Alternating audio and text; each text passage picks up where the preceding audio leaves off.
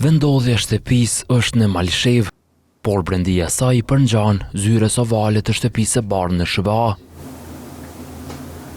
Është ky salloni i shtëpisë së Shaban Kilajt në fshatin Lubizht.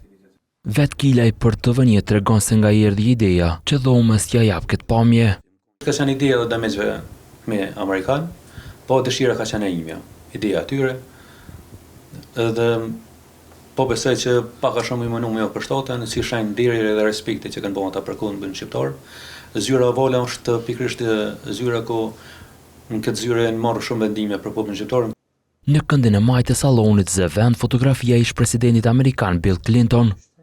Pranë tij janë vendosur flamuri kombëtar, shqiptar dhe ai amerikan. E anën tjetër pranë flamurit shtetëror të Kosovës ndodhet një tjetër ish-president amerikan i njohur për shqiptarët. Domethënien e tyre shpjegon vetë pronari i shtëpisë.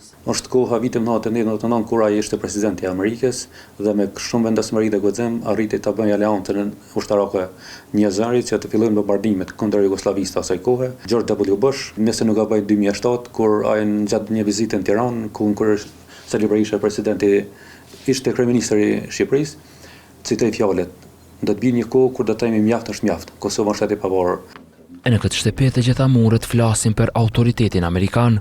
Kjo është e vendosur në gjitha institucionet federale të Shtetit Bashkuar të Amerikës, nga se është përbërë nga shumë kompanije një shtet. Kjo është zyra ovale e presidentit të Amerikës, është pikërisht për hir të respektit edhe simpatisë që kanë pas. E njohja e Kilajt me ndërkombëtarët ka zanafillën në kohën e luftës në Kosovë. Ishte shumë vështirë të komunikohej nga fshati në fshat. Bashkëkohës të erdhën dhe kërkuan a ka dikush këtu që njeh gjuhën angleze.